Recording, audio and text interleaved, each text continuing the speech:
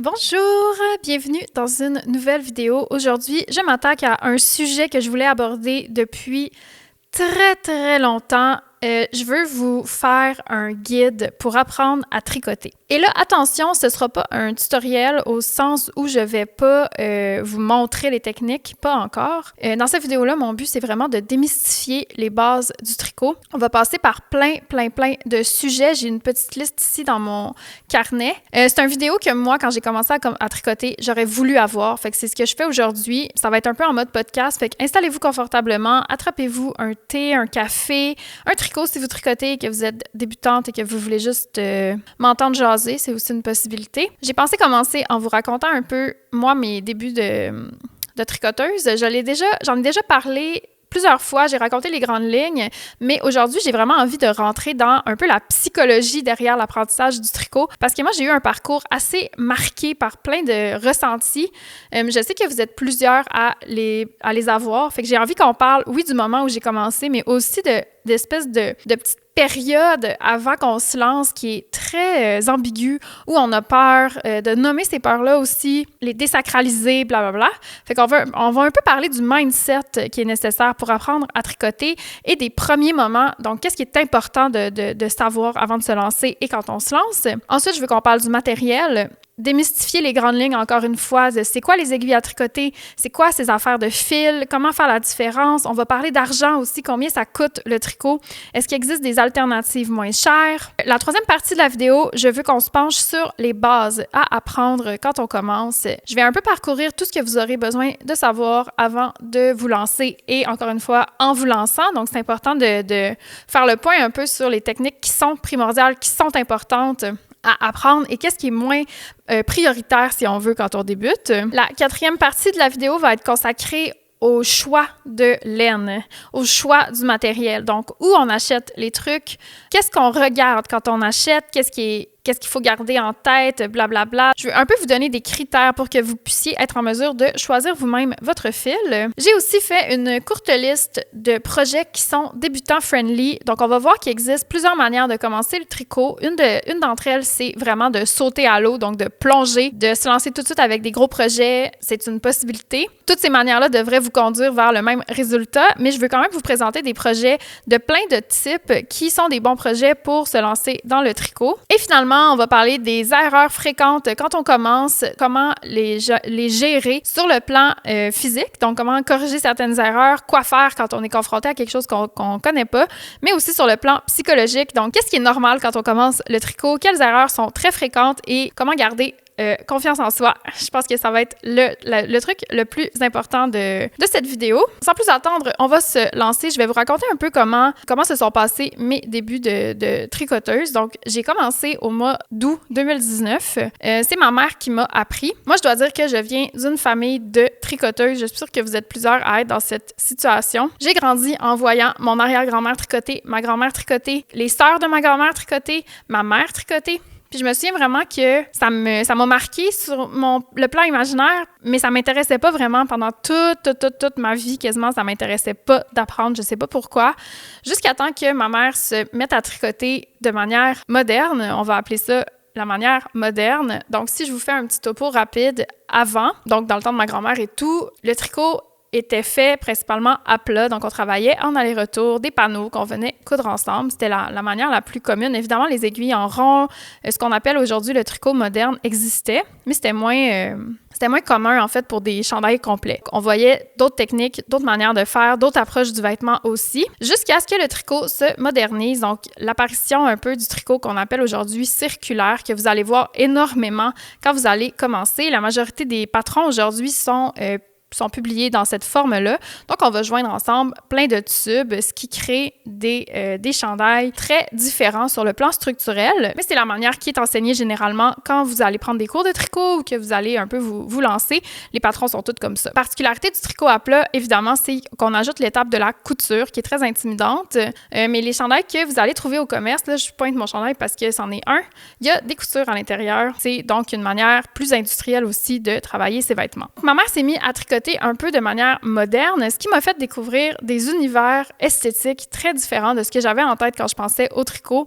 J'avoue que j'avais un peu le préjugé que c'est daté, que c'est vieillot.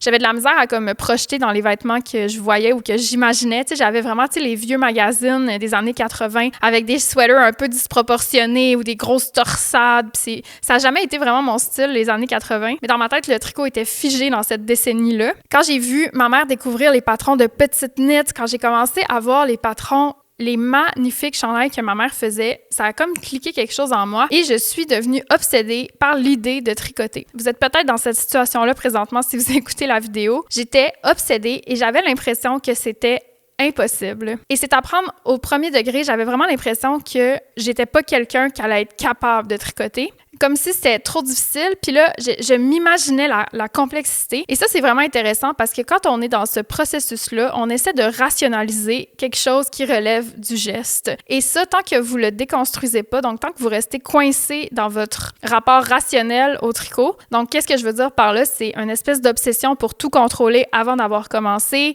de prendre des décisions à l'avance sur vos compétences. Donc, de même pas vraiment essayer, mais de décider déjà que vous serez pas capable, que vous comprenez pas. Bien, ça, c'est un processus où on vient figer dans notre cerveau des certitudes qui nous paralysent et qui font qu'on essaie finalement même pas, ou si on essaie, on va essayer pendant 1 minute puis décider que, voilà, ça marche pas. Le tricot nécessite beaucoup de temps, de patience, mais aussi de clémence envers soi, fait que ça, c'est important de le garder en tête. Et moi, ça a pris vraiment du temps avant que je réussisse à comme casser ce truc-là où j'étais vraiment prisonnière de ma raison, si on veut, puis j'avais vraiment décidé que moi, je pouvais pas tricoter. Et ça me plongeait presque dans une dépression, pour vrai, j'étais tellement triste de pas tricoter. Un matin, je me suis levée et j'ai pris la décision que j'allais apprendre. En plus, j'avais ma maman qui tricotait et qui pouvait me montrer. Si vous avez des gens autour de vous qui tricotent, je vous dirais, une des meilleures manières d'apprendre, c'est à côté de quelqu'un qui peut répondre à vos questions sur le coup, mais qui peut aussi vous aider, donc corriger vos erreurs au fur et à mesure, jaser. Il y a un aspect de communauté qui est tellement agréable avec le tricot, vous allez le découvrir en vous lançant. Donc, j'ai appelé ma mère, j'ai dit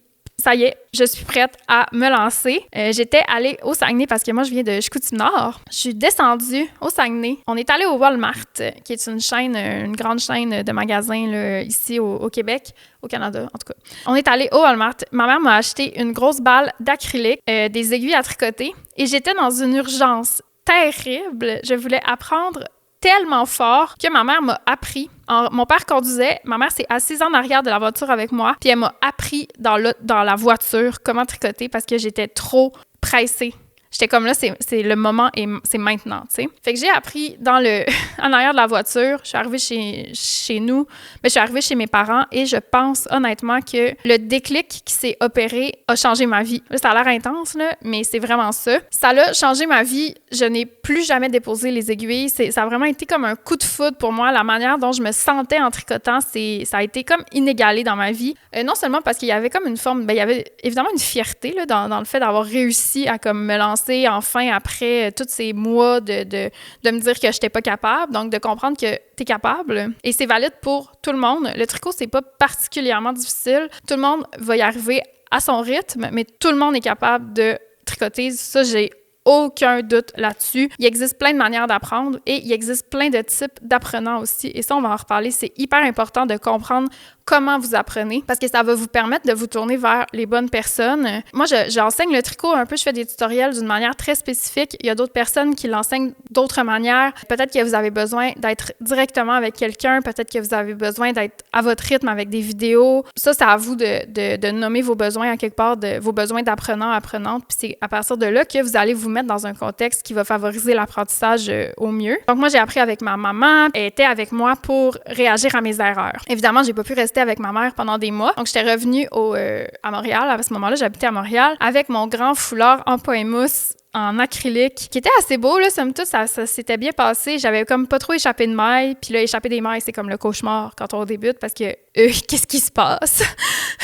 Échapper des mailles, on va en reparler à la fin, dans la dernière partie. Ça s'était plutôt bien passé, j'ai terminé ce foulard-là. Ça l'a lancé ma carrière de tricoteuse que, mais là, vous avez vu, ça m'a mené où? Ça m'a mené ici, devant vous, sur YouTube, devant une caméra. Ça a vraiment changé ma vie. Le deuxième projet que j'ai fait, d'ailleurs, moi, c'était un béret. Je pense que c'était un patron gratuit parce qu'au début, j'utilisais juste des patrons gratuits que j'avais tricoté dans un genre d'alpaga. Ah, je devrais peut-être mentionner que j'avais déjà fait du crochet avant. Donc, j'étais familière avec le crochet, mais sans plus le tricot, ça m'intimidait trop. Donc, c'est ça, j'avais fait un béret avec un fil mauve d'alpaga que j'avais déjà de mon passé en crochet, là. Et je me souviens, j'avais fait des erreurs dedans. J'étais allée en autobus à la bobineuse. J'y allais presque tous les jours. Je me rendais en autobus à la bobineuse, puis j'allais voir l'employée qui était là, puis elle remontait mes mailles parce que j'avais fait des erreurs ou elle m'aidait à reprendre mon tricot et tout. Je pense qu'un réflexe à défaire immédiatement si vous vous lancez, c'est le réflexe de vous taper sur la tête, de vous dénigrer, de vous dire que vous n'êtes pas bonne. Tu sais, quand j'ai commencé, moi, le tricot, j'étais prête à toutes les éventualités. J'étais prête aussi à pas performer tout de suite. Ça, c'est vraiment important de le comprendre dans le mindset qui est lié à l'apprentissage du tricot, mais d'absolument tout, là, je vous dirais. C'est qu'il n'y a pas de raison pourquoi, du jour au lendemain, en moins de 24 heures, vous seriez en mesure de faire des projets incroyablement difficiles au tricot. Vous en avez jamais fait. C'est normal qu'il y ait une courbe d'apprentissage. Le rythme de cette courbe-là, on s'en fout. L'important, c'est de progresser un peu tout le temps et de se laisser de l'espace pour apprendre. C'est valide en tricot, c'est valide en vidéo. Tu sais, moi, j'ai appris la vidéo pour YouTube et même chose, je me suis laissé l'espace de me tromper, d'être poche, de faire n'importe quoi. C'est la même chose en tricot. Vous pouvez pas vous attendre à être dans une hyper performance, à tout comprendre, à tout connaître. Ça ferait pas de sens, en fait. Et ce processus d'apprentissage, il est hyper important. Donc, de faire des erreurs, c'est hyper important pour comprendre qu'est-ce qui s'est passé et, à ce moment-là, apprendre. Pour moi, c'est ce qui fait la différence aussi entre une tricoteuse qui est expérimentée et une tricoteuse qui est débutante. C'est pas le temps de tricot, c'est ce rapport-là à se tromper. Est-ce que cette personne-là a appris de ses erreurs? Est-ce qu'elle est capable de corriger ses erreurs? Plus tu as des connaissances techniques qui sont liées à ça, plus on peut te considérer comme une tricoteuse experte, si on veut. C'est là que le temps, ça veut rien dire. Bref, ça va durer 8 ans si je continue comme ça. Donc, niveau mindset, c'est ça que je veux que vous reteniez. C'est important d'avoir confiance en soi, d'une part, mais de se laisser l'espace pour apprendre, d'autre part. Donc, de se laisser l'espace pour se tromper sans être constamment découragé parce que quelque chose ne fonctionne pas. Le but du tricot, c'est pas nécessairement le résultat, c'est le processus. Et si vous avez déjà appris autre chose, vous savez que c'est ça qui compte. Comme en sport aussi, c'est la même chose. C'est le processus qui compte, c'est pas le résultat. C'est la même chose pour le tricot. L'autre chose que je veux que vous reteniez, c'est l'importance de l'autonomie dans votre processus. Donc, être capable d'aller chercher de l'aide, oui, mais aussi avoir le réflexe d'essayer de trouver par nous-mêmes qu'est-ce qui se passe. Moi, ça m'a beaucoup aidé. Donc, de garder une curiosité et de pas être trop intimidé constamment par les erreurs, par les problèmes. Je pense qu'il y a comme ce réflexe-là qui peut arriver quand on commence parce qu'on se sent très intimidé. Évidemment, c'est une pratique qui est neuve, on sait pas trop, on n'a pas de repères, on connaît pas trop, on a peur que tout rate, etc., etc., etc. Puis on va en reparler, mais l'autonomie, donc d'aller chercher des réponses, de trouver des vidéos, d'aller lire des articles, d'écouter des vidéos, de poser des questions par soi-même, c'est super important pour votre processus aussi parce que si vous attendez que les autres fassent tout à votre place ou qu'on vous donne constamment les réponses sur des plateaux d'argent que vous allez pouvoir copier-coller sur votre démarche, ça ne va pas vous faire progresser aussi vite que si vous laissez l'espace pour apprendre par vous-même. L'autre chose que j'avais notée, j'en ai parlé, mais c'est de ne pas décider à l'avance qu'on n'est pas capable. Pas parce que vous avez essayé en 1983 puis que ça s'est pas bien passé que vous êtes quelqu'un qui ne peut pas tricoter. Je l'entends tellement souvent, ça, de comme « Ah, je suis tellement gauche avec mes mains, je serais jamais capable. Ah, mais moi, je suis pas une artiste. Ah, mais moi, je suis pas bonne dans ces trucs-là. Ah, mais moi, je suis pas bonne là-dedans. » Ces discours-là que vous vous répétez sans cesse, ils sont extrêmement limitants et surtout, sont pas du tout féconds sur le plan pratique parce que tout ce temps que vous perdez à dire que vous n'êtes pas capable, c'est du temps que vous pourriez investir dans l'apprentissage du tricot. Et ça, je vous le répète encore, vous êtes capable de tricoter. C'est vraiment, vraiment pas si compliqué que ça. Le concept du tricot, là, vous allez voir, quand on commence à apprendre, c'est que chaque chose, on fait une montagne. Quand on arrive à la montagne puis qu'on a les outils pour la grimper, on fait comme « Ah, c'était juste ça. Finalement, c'était une petite butte. » C'est jamais vraiment compliqué, mais je sais pas pourquoi. Puis moi, la première, on crée des monstres avec toutes les techniques, avec toutes les choses. Cet état-là, il est vraiment éreintant aussi sur le système nerveux. Le tricot, on veut que ça nous calme les nerfs. On veut pas que ça nous stresse. Gardez ça en tête. On va revenir sur ces points-là au courant du vidéo, mais ça, c'est un peu les bases pour vous lancer. Quand vous aurez confiance en vous, quand vous serez autonome et quand vous serez persuadé de réussir, vous pourrez vous lancer. Parlons maintenant du matériel, parce que c'est une autre chose qui est très intimidante. Il existe des milliards d'options. Je dis des milliards, c'est sûrement vrai pour vrai. Les deux choses principales que vous aurez besoin pour commencer le tricot, c'est bien sûr les aiguilles à tricoter et du fil. On va commencer par parler d'aiguilles. Il y a il y a plusieurs types d'aiguilles. Il y a les aiguilles circulaires que vous allez voir beaucoup. Ce sont les aiguilles comme ça ici, donc qui sont attachées ensemble. Et il y a les aiguilles droites qui sont presque plus utilisées aujourd'hui. L'avantage des aiguilles circulaires, c'est que vous pouvez tricoter à plat. Donc, on va faire des panneaux. Pensez comme un morceau de tissu, un carré de tissu. Bon, on va tricoter ça.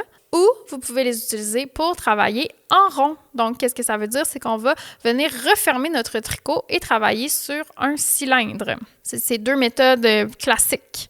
Vous allez je vais vous encourager à travailler uniquement sur les aiguilles circulaires pour plusieurs raisons. Premièrement, parce qu'elles sont polyvalentes, donc vous pouvez faire les deux type de tricot avec une seule aiguille, mais aussi sur le plan ergonomique. Donc, les aiguilles circulaires, quand vous les utilisez, vous protégez davantage vos bras. Le poids du tricot va être beaucoup mieux réparti sur le câble qui vient comme absorber une partie du poids de votre ouvrage, fait que ça enlève une pression sur les avant-bras, sur les bras, etc. Donc, c'est hyper important de garder ça en tête. Vous voulez surtout pas vous blesser. Avoir le bon matériel, c'est une manière de ne pas se blesser. Il existe aussi les aiguilles double pointe qui vont être utilisées pour travailler des petites circonférences. Si je veux, par exemple, tricoter des bas, souvent, on va les tricoter en rond. Vous ne voulez pas utiliser ce rond-là parce que si on regarde comme il faut, c'est beaucoup trop gros. Voyez-vous, c'est pour une cheville de géant. On ne veut pas ça. Donc, on a besoin d'aller chercher d'autres méthodes. Les aiguilles circulaires sont une de ces méthodes. Pour tricoter des chaussettes, c'est un univers aussi, les matériaux pour ça. Quand vous allez commencer, vous n'aurez pas besoin d'angoisser sur les aiguilles double pointe ou les méthodes de chaussettes. Ça va venir en temps et lieu. Et ça ne sert à rien de se mettre une charge de stress en commençant parce que vous n'êtes pas sûr de comprendre l'utilité des aiguilles double pointe. Ça, vous voyez, on peut l'enlever de notre charge mentale de débutante tricoteuse. Concernant les matériaux, il y en a plein. Il y a du bois, il y a du bambou, il y a du métal, il y a du plastique, il y a... C'est pas mal ça, les grandes lignes qu'on voit. Je vous conseille d'aller vers le métal ou le bois. Celles-là ici, c'est les Xiaogu, sont très, très, très populaires. Je vous dirais que c'est pas mal mes préférés. C'est celles qui ont le câble rouge que vous allez voir beaucoup de tricoteuses utiliser. J'ai aussi des liqueurs qui sont en bois que j'aime aussi. Celles en métal sont plus dispendieuses, donc si vous avez un budget qui est limité, je vous dirais de commencer par le bois. Les aiguilles, c'est hyper important d'investir comme il faut parce que ça peut vraiment venir jouer sur votre confort et sur votre plaisir à tricoter, mais aussi sur votre facilité à tricoter. Ça m'est arrivé de voir des gens qui avaient de la misère à apprendre, puis c'est parce qu'il y avait des aiguilles qui n'étaient pas nécessairement performantes. Ce que je veux dire par là, c'est souvent que la pointe va être trop ronde, fait que ça rend le tricot beaucoup plus ardu alors que c'est pas quelque chose qui est ardu. Le métal, ça glisse bien, le bois aussi. Achetez-vous une bonne aiguille. Vous n'êtes pas obligé d'acheter les kits qu'on voit, là. Vous n'êtes vraiment pas obligé d'acheter ça tout de suite. C'est un gros investissement, à moins que vous êtes sûr de vouloir vous lancer. Là, je vous dirais d'attendre un peu. Commencez par une seule aiguille. Concernant les fils, ça va faire l'objet d'une autre vidéo complètement parce que il y a tellement de choses à dire sur les fils. Quand vous allez débuter, vous allez être sûrement un peu perdu parce que ça n'a pas de bon sens. Non seulement il y a la composition à prendre en compte, donc le fil est fait en quoi, mais il y a aussi la manière que le fil a été filé qui va impacter son rendu. Le nombre de plis aussi, donc c'est combien de fils ensemble, quoi la grosseur de la balle, le métrage, donc la grosseur de ce fil-là, etc., etc. Quand on achète un patron, souvent, on va nous donner un fil recommandé et ça arrive assez régulièrement qu'on n'a pas accès à ce fil-là. Et là, il va falloir que vous fassiez des mathématiques pour remplacer tout ça, blablabla. Je ne veux pas vous intimider avec ça aujourd'hui. Ce que je veux faire, c'est juste qu'on comprenne un peu c'est quoi qui existe. Qu'est-ce qu'il faut garder en tête? Les compositions principales qu'on va croiser quand on débute, c'est toutes les races de moutons, évidemment. On peut avoir des trucs hyper génériques, donc des mélanges de toisons un peu génériques. Justement, au Québec, on voit beaucoup ça avec des fils comme la Briggs & Little ou la McCausland. Ce sont des mélanges de toisons. Plus on a beaucoup de toison, moins on va avoir un fil qui est contrôlé et qualitatif. Plus on est niché sur la sorte de mouton, plus le fil va être dispendieux d'habitude. Je pense par exemple à un fil qui est 100% mérino biologique versus un fil qui a été fait à partir de plein de toisons restantes des fermes du Québec. Le mérino va souvent être un peu plus qualitatif. Il va avoir une autre fonction aussi, puis c'est juste pour expliquer des fois les différences de prix, là, pourquoi un tel fil est tellement cher puis l'autre il est beaucoup moins cher alors que c'est 100% laine aussi si tu regardes de l'extérieur. Pour les grosseurs, c'est simple, les laines vont souvent être classées du plus petit au plus gros. Il y a plein de manières de les classer, ces grosseurs-là. Il y a des chiffres qui existent, il y a des tableaux de classement, là, je pourrais vous en mettre. Souvent, on va se fier à une seule donnée par contre, et c'est ce que je veux que vous gardiez en tête. Ce qui nous importe, nous, là, c'est pas comment le magasin l'a classé ou comment telle personne appelle cette laine-là. Ce qui nous importe, c'est le rapport grammage par métrage. C'est tout ce qui compte pour nous présentement. Ça veut dire que dans tel poids, il y a combien de mètres.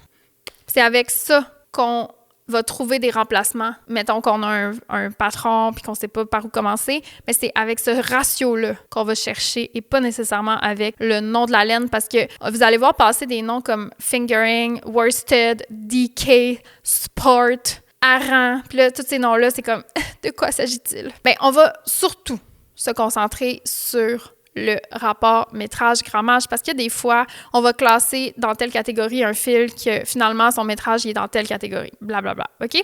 Fait que pour l'instant, on garde juste ça en tête que ce qui nous importe, c'est le rapport grammage-métrage. Et dans les patrons, vous allez toujours avoir ce ratio-là qui est écrit avec la laine qui a été utilisée. Puis c'est pour justement vous permettre de trouver quelque chose qui va être équivalent. Autre chose que vous allez voir beaucoup, c'est tous les petits accessoires. Donc, les marqueurs de mailles, les protèges aiguilles, les petits sacs. Il existe un million de petites affaires. Ça, il y a à peu près rien que vous avez besoin d'acheter quand vous allez commencer. Peut-être des marqueurs de mailles, ça peut être pratique, mais il y en existe comme en petites pinces, des genres de pinces en forme d'ampoule. Là. Ça coûte rien dans les magasins de tricot. Vous pouvez en acheter quelques-uns, ça peut être utile. Sinon, tout le reste, c'est un peu superflu, particulièrement si vous ne voulez pas investir au début. Si jamais vous voulez, ça vous tente de dépenser, allez-y, pourquoi pas. Mais il n'y a rien qui est comme life-changing ou qui va faire que votre expérience en tricot va moins bien se passer si vous ne l'avez pas. À part peut-être les marqueurs, mais ça va dépendre du projet avec lequel vous commencez. Ce qui m'amène à parler de l'aspect financier d'apprendre le tricot. Au début, ça va peut-être vous surprendre à quel point c'est cher parce qu'il y a beaucoup d'investissements à faire, que ce soit sur le matériel de base, donc les aiguilles, mais aussi sur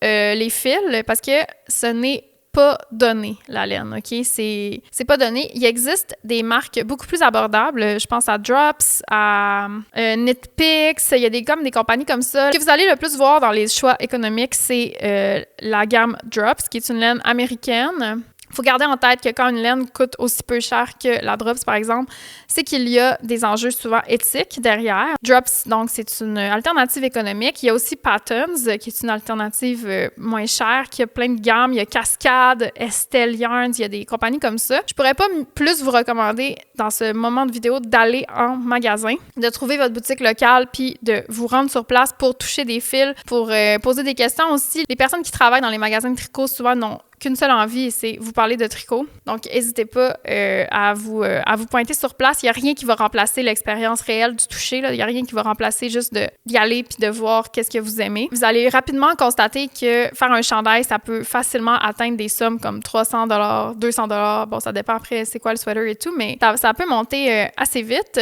C'est pour ça que si vous êtes débutante, moi, je vous conseillerais de vous lancer avec quelque chose de pas trop gros. Si vous dépensez 300 $ de laine en commençant, vous allez vous mettre une pression terrible sur les épaules parce que vous allez vouloir que le chandail soit parfait, vous allez vouloir qu'il n'y ait aucune erreur, vous allez vouloir que ça devienne le plus grand chef-d'œuvre de votre garde-robe. Alors que quand on débute, les chances que vous fassiez des erreurs puis qu'ils ne soient pas parfaits parce que vous n'avez pas comme la connaissance un peu des vêtements qui va vous permettre de faire quelque chose vraiment à votre goût. Ça va arriver vite, ça, mais le premier projet, ça risque de pas être la perfection absolue, mais ça pourrait aussi, là, si vous voulez faire attention à cet aspect financier, je vous dirais d'attendre un petit peu avant d'investir sur de la laine et de commencer avec un seul écheveau, peut-être un écheveau justement qui serait un peu plus bas de gamme. Un écheveau, c'est le truc de laine là, qui est comme enroulé. Ça, c'est ce qu'on appelle un écheveau d'ailleurs, je vais le préciser. Peut-être acheter un ça puis faire une tuque, faire un petit foulard, un petit cache-cou, je sais pas quoi. À moins que vous vous tourniez vers les friperies. Moi, j'ai beaucoup thrifté de laine dans le passé. J'en thrifte moins maintenant. Je trouve qu'il y a beaucoup moins de choix aussi dans les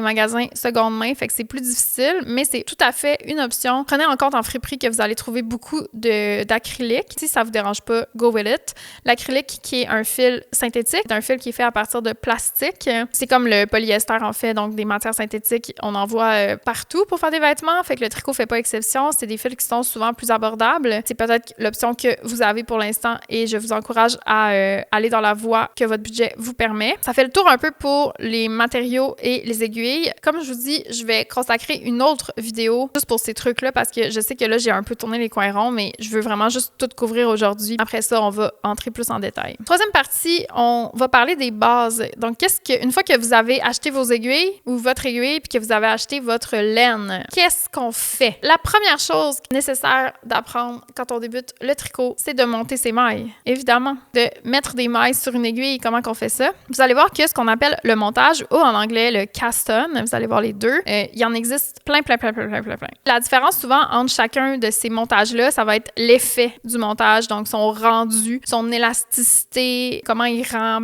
Bon, à mesure que vous allez faire des projets, vous allez en découvrir plein et probablement finir par trouver vos préférés, finir par en trouver que vous aimez plus que d'autres. Quand on commence, moi, j'aime bien montrer le Longtail Cast On, qui est un montage vraiment de base que j'aime beaucoup et j'aime qu'il est neutre, donc il est ni trop élastique, ni trop serré. Il en existe plusieurs. Il n'y a pas de mauvaise réponse. Selon le chemin d'apprentissage que vous prenez, ça se peut que vous en appreniez un autre que celui-là. Mais comme je vous dis, peu importe, vous allez être confronté à plein de montages dans votre future carrière de tricoteuse. Restez ouverte, apprenez-les, c'est pas compliqué. Ensuite, évidemment, il y a le tricot à l'endroit, le knit, et le tricot à l'envers, le purl. La maille endroit, c'est la maille de base, la maille la plus facile, je vous dirais. Et la maille envers, c'est de tricoter quand le tricot est de l'autre bord. C'est aussi avec ces deux méthodes-là que vous allez apprendre à faire ce qu'on appelle des côtes, donc l'espèce d'effet élastique qu'il y a sur la majorité des chandails, qu'il y a aussi au poignet.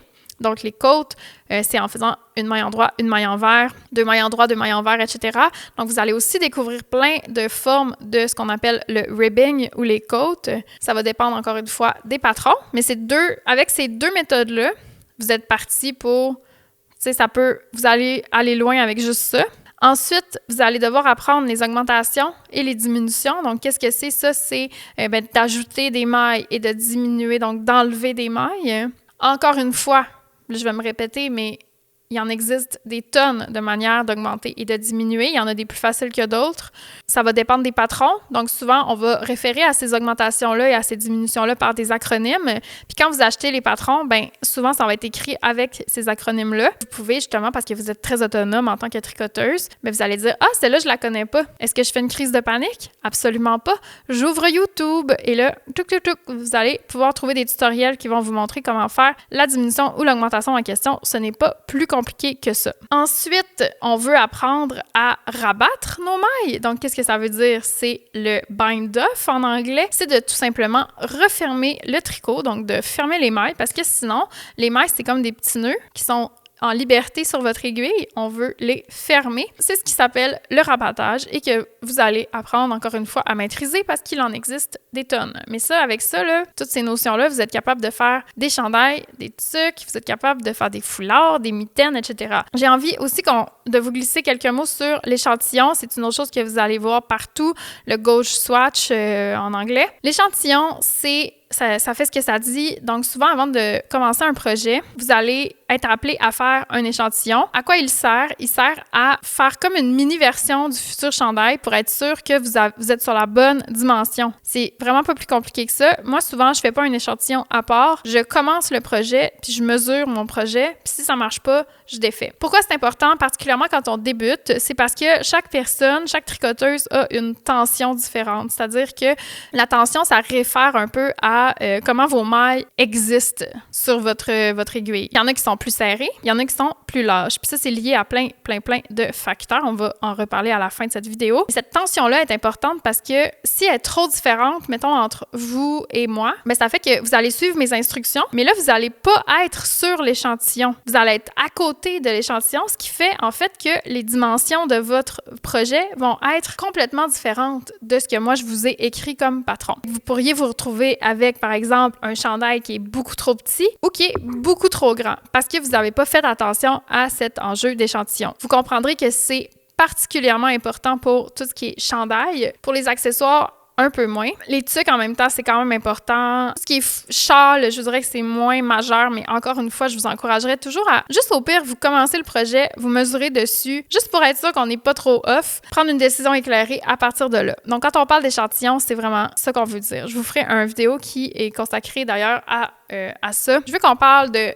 comment choisir sa laine, comment choisir ses matériaux, par où commencer quand on veut apprendre à tricoter. Parce que là, c'est bien beau tout ça. Oui, je le sais que ça me prend de la laine, des aiguilles. Je sais qu'il faut que j'aie confiance en moi. Je sais qu'il faut que j'apprenne à monter des mailles puis à tricoter à l'endroit puis à l'envers. Mais par où commencer? Je vous dirais, je vous l'ai un peu dit en fait, mais d'aller dans une boutique de laine qui vous est locale, ce serait mon premier conseil. En sachant que vous voulez acheter une aiguille puis un fil. Tout simplement. Vous pouvez aussi aller dans les grandes surfaces, il y en a, mais je vous encouragerai toujours à favoriser les boutiques locales et le pas plastique. Dans les grandes surfaces, souvent, c'est des aiguilles en plastique. Ou une autre option que vous pouvez faire, c'est de rejoindre mon Discord, qui est gratuit.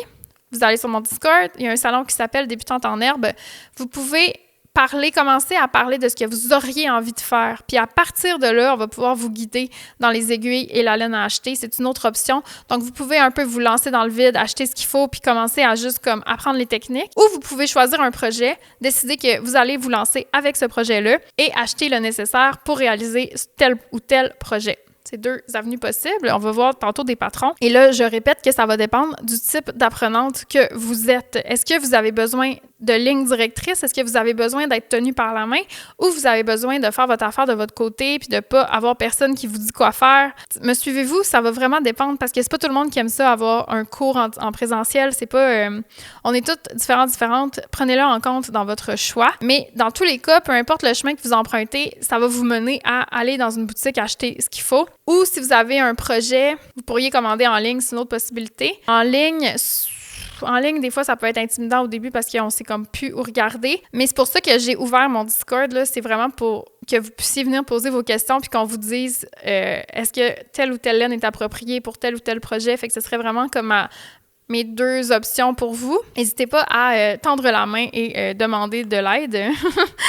Parce qu'on est là pour ça, on adore parler de tricot. Je sais aussi qu'il y a beaucoup de boutiques de tricot qui offrent des leçons de tricot. Fait que ça peut être que vous allez vous rendre une fois par semaine à votre cours, blabla. N'hésitez pas à prendre ce genre de cours-là aussi si vous avez besoin d'une présence encadrante. C'est vraiment le fun d'avoir quelqu'un à côté de soi pour nous aider à gérer les erreurs, les petits problèmes, qu'on peut poser tout de suite nos questions. Ça bloque pas le processus aussi parce que des erreurs, des fois, c'est vraiment limitant. Ça donne envie de mettre ça de côté puis de jamais continuer. Je vous encouragerais à prendre un cours. Il y en a aussi dans les universités, je crois. Il y en a en ligne. Mais en ligne, bon, ça coupe un peu l'idée là, d'avoir un cours en présentiel, si on veut. C'est aussi le fun parce que vous allez être avec d'autres gens qui commencent avec vous. Fait que c'est super encourageant d'avoir des copines là, quand on se lance. Là, on va parler de projets pour débuter le tricot. Sur TikTok, j'ai demandé aux gens de me dire avec quel projet ils avaient commencé. Ça recoupe un peu ce que moi, j'avais en tête pour de vous présenter. Un des projets qui est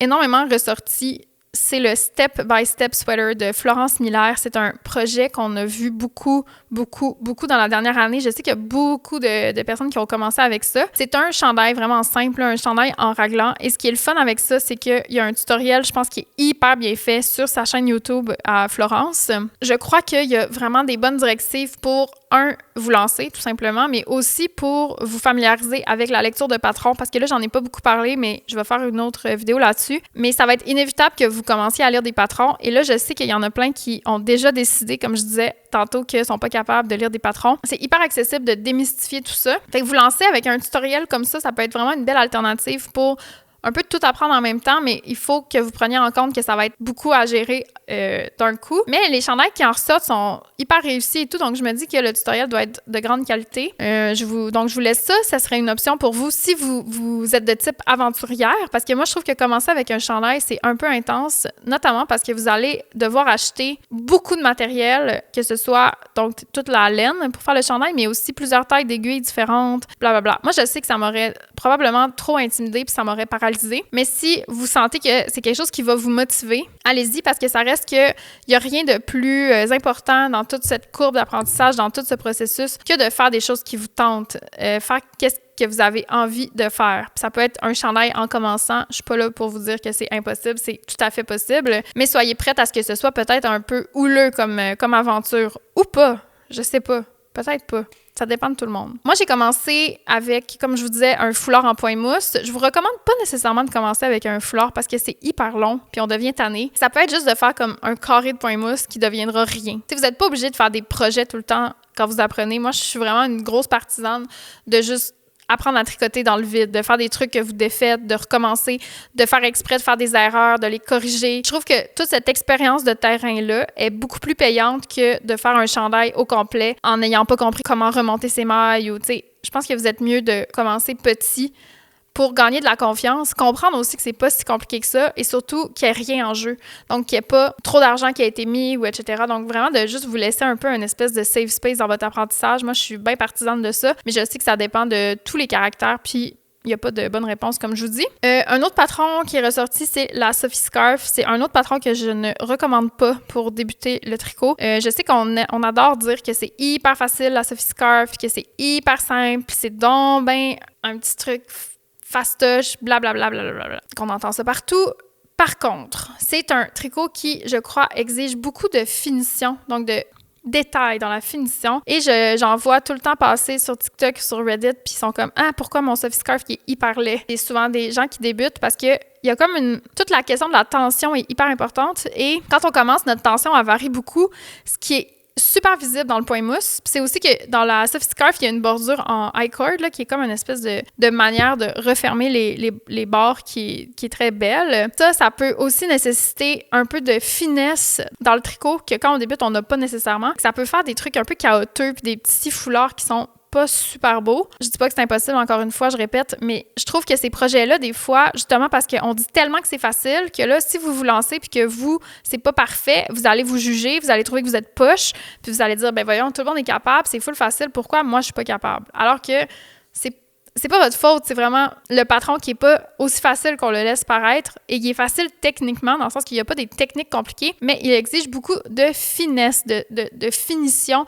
ce qui va arriver avec l'expérience, en fait. Fait que c'est normal que quand vous débutez, vous n'êtes pas genre l'as de l'attention puis que ça va être un peu chaotique, comme je disais. Fait que je vous encourage pas nécessairement d'aller avec ça, mais s'il vous parle puis vous avez envie de le faire, ben encore une fois, faites-le. Je suis pas là pour vous forcer à faire quoi que ce soit aujourd'hui. Le premier chandail que j'ai tricoté, c'était le Novice Sweater de petite knit. Il était hyper accessible aussi, ça peut être une option. Je sais qu'il y a beaucoup de monde qui ont commencé avec mon foulard camomille et je les admire énormément parce que c'est vraiment pas un projet que je vous recommande pour commencer le tricot. Pour plein de raisons, notamment parce qu'il commence ce foulard-là en faisant un montage de mailles de 248 mailles, ce qui est énorme. Il y en a plein qui l'ont fait, donc c'est pas que c'est impossible, mais je parle pour moi en fait parce que moi je suis hyper paresseuse puis je me décourage tellement vite que je le sais que ce genre d'affaires-là, c'est suffisant pour me décourager. Ça veut pas dire que c'est le cas pour tout le monde. Je fais un peu comme je vous dis de la projection de Rebecca qui débutait. Elle aurait voulu se faire dire « Oh mon Dieu, ça c'est ben trop compliqué, commence pas par ça. » Fait un peu la même chose, mais comme je dis, c'est pas une réponse absolue. Ça se peut que pour vous, c'est le projet de rêve, le camomille, mais pas tant. Parce qu'il y a aussi que les diminutions que j'ai mis dedans sont pas si faciles que ça. Comme je vous disais, il existe plein de types de diminutions. On va choisir une ou l'autre, en fait, selon le look qu'on veut. Pour le look de la bordure du camomille, j'ai opté pour des diminutions spécifiques qui sont pas si faciles à faire quand on comprend pas encore toute la structure puis l'architecture de notre tricot, mais je vous le nomme quand même.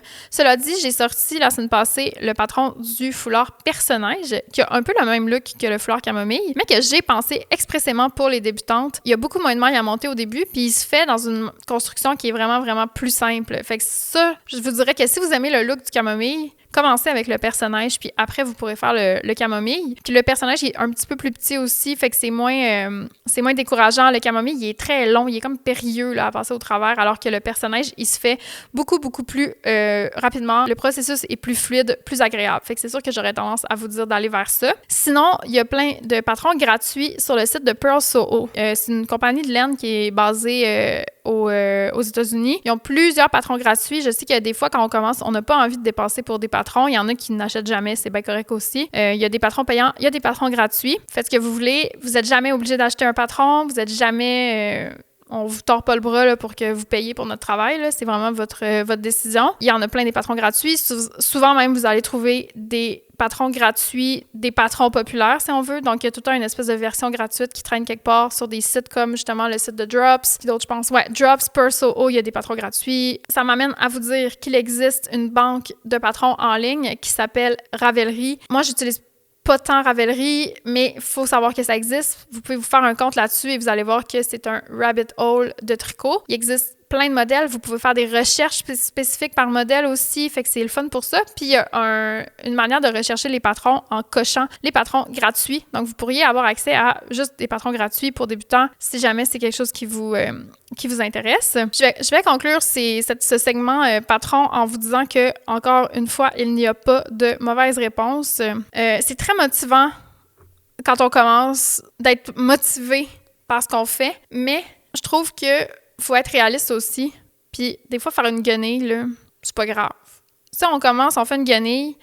Comme je vous dis, c'est pas très compliqué au début, fait que ça va vous permettre d'apprendre les bases sans qu'il y ait trop en jeu, puis après ça, vous pourrez vous lancer dans un patron. Parce que la courbe d'apprentissage là, est vraiment rapide au début. Vous pouvez apprendre à tricoter, pratiquer une journée, puis le lendemain, être prête à vous lancer dans un chandail. Fait que, tu sais, quand je vous dis de commencer petit, ça veut pas dire que vous allez devoir attendre 6 mois avant de lancer un projet de chandail. Vraiment pas, en fait. Ça peut prendre 3-4 jours, vous allez maîtriser les bases, vous allez être prête à vous lancer dans un projet comme, mettons, le Step by Step Sweater ou n'importe quel autre chandail qui vous inspire.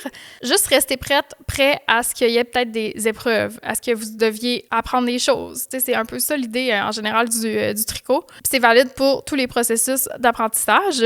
Si jamais vous êtes en train d'apprendre ou que vous avez déjà appris puis que vous écoutez la vidéo, laissez-moi en commentaire avec quel projet vous avez appris, avec quel patron vous avez appris. Je suis curieuse de savoir ça. C'est beaucoup les mêmes qui ressortent, mais il y en a toujours qui ont des histoires loufoques avec ça.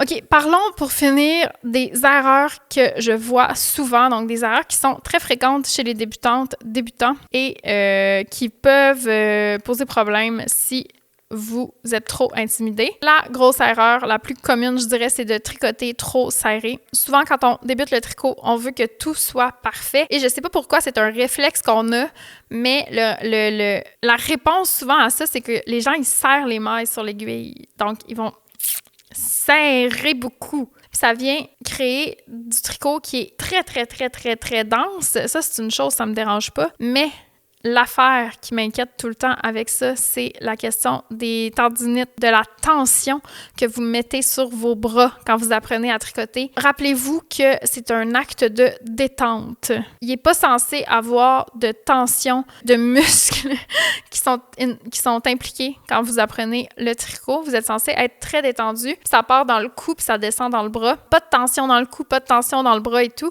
Quand vous serrez beaucoup, souvent vous allez créer une tension soit dans l'avant-bras ou ici. Faites attention à ça parce qu'en plus, sur le plan esthétique, ça va gâcher un peu le visuel de votre tricot parce que votre tension va être inégale souvent entre les rangs droits et les rangs envers parce que la maille envers, la manière qu'elle est faite, elle permet moins de serrer. Des gens qui tricotent très serré, un signe qu'ils sont trop serrés, si on veut, c'est qu'entre les rangs droits et les rangs envers, il y a une énorme différence. Vous allez avoir des rangs endroits qui sont hyper petits, puis les mailles envers sont hyper grosses. Puis ça veut dire que probablement que vous serrez beaucoup, beaucoup trop sur l'endroit. Vous venez comme compenser votre tension naturelle en serrant trop. Et sur l'envers, vous avez probablement ce qui est plus proche de votre tension naturelle parce que la manière qu'on la tricote, la maille, elle permet pas de serrer autant. Puis le truc que je donne toujours dans ce temps-là, c'est d'imaginer que quand vous tricotez, vous voulez enrouler votre aiguille de la maille. Vous ne voulez jamais enfoncer cette maille dans l'aiguille. Ça, c'est hyper, hyper, hyper important, particulièrement pour cette question des blessures, parce qu'après, évidemment, il va toujours y avoir des variations de tension. C'est pas, on n'a pas toute une tension universelle.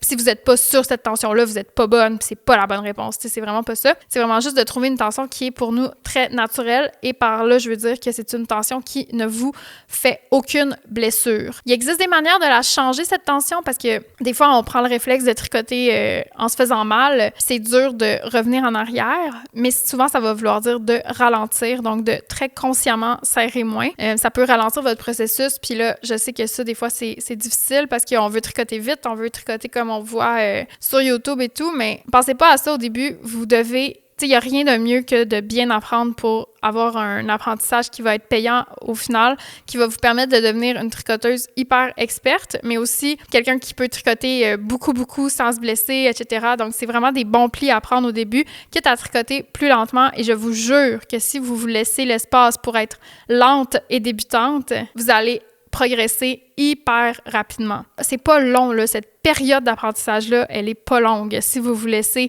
le temps de bien faire les choses. Autre chose qu'on a souvent peur quand on débute comme erreur, c'est échapper nos mailles. Fait que ça, je vous dirais, le plus vite possible, cassez cette peur-là, puis apprenez comment remonter vos mailles. Faites-vous un petit carré, laissez tomber les mailles, puis allez la remonter. Je pourrais vous faire une vidéo d'ailleurs là-dessus, en fait. Puis le plus vite possible, vous allez le comprendre, le mieux ça va être pour votre flow, votre processus créatif. Je le vois des fois, des gens qui vont tricoter, là, ils ont ça de tricoter, ils échappent une maille, ils défont, ils recommencent.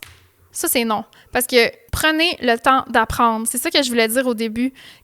Si vous échappez une maille, là, avant de tout défaire, essayez au moins de la remonter. Faites-vous ce grand bonheur d'ouvrir un tutoriel sur YouTube, puis au moins essayez. C'est ce que je veux dire par l'autonomie aussi. Chaque erreur que vous faites, c'est une occasion d'apprentissage. Puis gardez ça en tête tout le temps parce que c'est comme ça que vous allez progresser. Puis si à chaque fois que vous faites une micro-erreur, vous recommencez, vous n'êtes pas en train d'apprendre, vous êtes en train de vous mettre une pression immense sur les épaules d'être parfaite. Et cette perfection-là n'est pas viable avec une pratique du tricot qui serait saine et relaxe. Je vois pas pourquoi on devrait être parfait. Moi, je trouve qu'un rapport, le fun au tricot aussi, c'est de savoir qu'on peut corriger nos erreurs parce qu'on attaque chaque projet avec énormément de confiance. Parce qu'on le sait que peu importe ce qui arrive, on va s'arranger. Alors que si tu commences un tricot en sachant qu'à la moindre erreur, tu dois tout recommencer, c'est tellement lourd et tellement pas nécessaire. Donc, ça, c'est vraiment important. Cette question-là du perfectionnisme, elle mérite d'être visitée si vous vous décrivez comme ça. Donc, quelqu'un d'hyper perfectionniste, puis que pour vous, ça veut dire que le processus lui-même est parfait. Bien là, on tombe dans une dimension qui mérite vraiment d'être corrigée parce que vous allez être malheureuse rapidement avec le tricot. Ça sera jamais un processus qui est parfait, au contraire. Après, est-ce qu'on peut vouloir que l'objet fini soit parfait? Bien sûr, mais il faut être prêt à défaire beaucoup, à apprendre beaucoup, apprendre aussi à corriger, refaire. Il ne faut jamais s'en vouloir de recommencer, de défaire, mais il faut le faire pour les bonnes raisons, c'est-à-dire qu'il faut le faire quand on a vraiment tout essayé puis qu'on se rend compte que là, ça ne marche pas et pas juste parce qu'on a échappé une maille. Donc, on va apprendre vite à remonter nos mailles et tous les autres petits trucs qui pourraient arriver. Encore une fois, ça, sur le Discord, il y a des places pour poser ces questions-là. Si jamais il arrive de quoi dans votre tricot et que vous n'êtes pas sûr, vous pouvez envoyer des photos et il y aura toujours une copine qui va être disponible pour vous répondre. Et finalement, j'ai envie qu'on parle de la peur de tout qui semble habiter plusieurs d'entre nous quand on débute. Moi, j'étais atteinte de cette maladie de peur de tout. J'avais tout le temps l'impression que j'allais pas être capable. J'avais tout le temps l'impression que ça allait échouer, comme si je sais pas qui allait descendre du ciel, m'arracher mon tricot et me traiter de tous les noms possibles parce que j'avais fait une erreur, comme si j'étais capable de rien. Le côté désacraliser les techniques, là, donc c'est-à-dire de juste se lancer puis de pas se poser de questions, c'est l'affaire la plus importante à retenir de cette vidéo.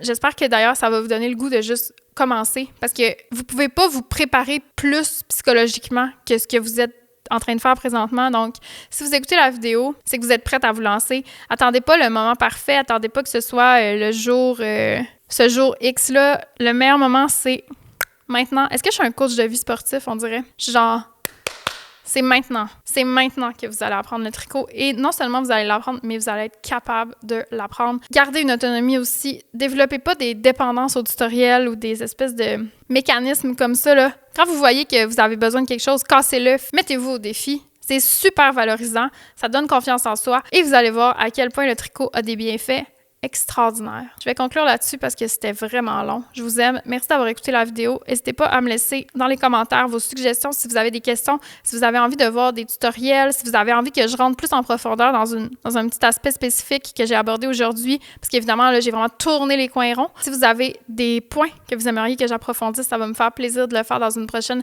vidéo consacrée comme ça au tricot. On va se revoir aussi bientôt avec des tutoriels. J'attends mon trépied et je vais être prête à me lancer. Là, j'ai comme enfin le setup parfait pour en faire. Je suis hyper excitée de commencer ça avec vous. Merci d'avoir été là. Dites-moi si vous allez commencer le tricot, s'il vous plaît, dans les commentaires. Je vous aime. À bientôt. Bye!